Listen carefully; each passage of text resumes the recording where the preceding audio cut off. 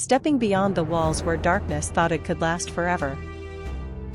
When the marriage came to its natural end, I returned to our ancestral home with my children. And for a time, I felt the warmth of something I had longed for as a child, belonging. My adoptive siblings welcomed us back with open arms. In their embrace, I felt seen. I felt heard.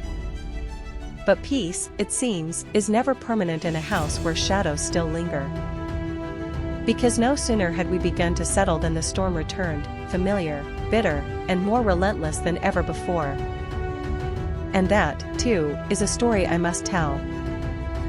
I don't claim perfection. I've made mistakes. But I have always tried to lead with peace, with patience, and with hope. I've longed not for pity, but for understanding. Not to be seen as flawless, but to be seen as human. And when someone treats you like a mortal enemy for simply existing, for simply trying your best, the damage goes deeper than words can explain. It impacts your confidence, your mental health, and your sense of self-worth.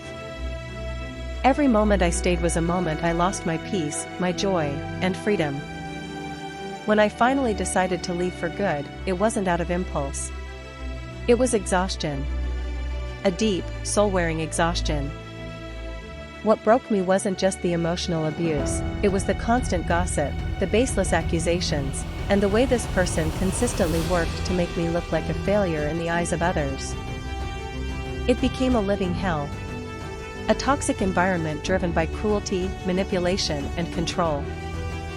And perhaps one of the quietest heartbreaks was realizing that after all the years I poured into the family, living, working, giving, it felt like I was never truly supported when it mattered most.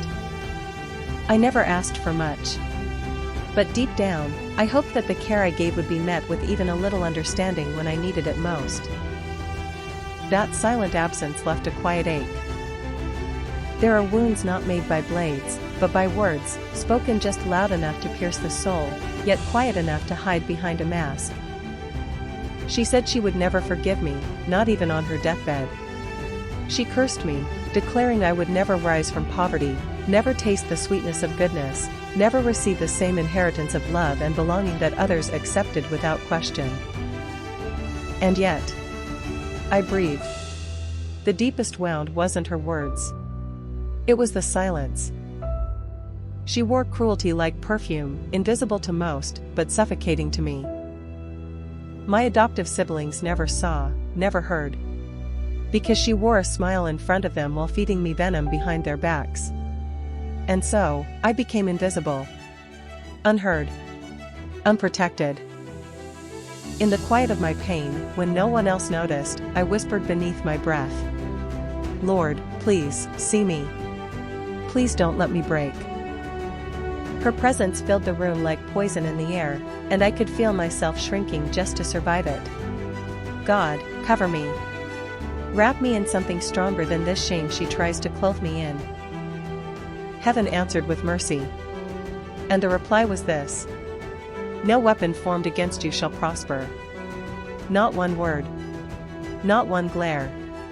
Not one shame-laced murmur can define who I am in the eyes of the one who made me."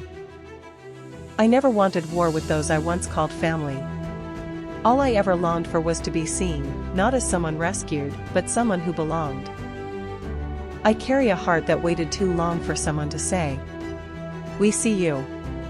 We honor what our Father gave you, not just a name, but a place." And now, my voice, this reclaimed breath, isn't here to curse back. It's here to speak truth, bathed in mercy. To my brother, I hope someday you'll look past her words and remember mine. All I ever wanted was peace between us. A place to stand without fear, without shame. Only your peace. Only my place. So let this be the breaking point, not an anger, but an awakening. Let truth rise. Let the curse break. Let the silence end.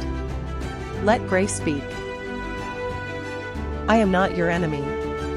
I am your sister. And that will always be enough.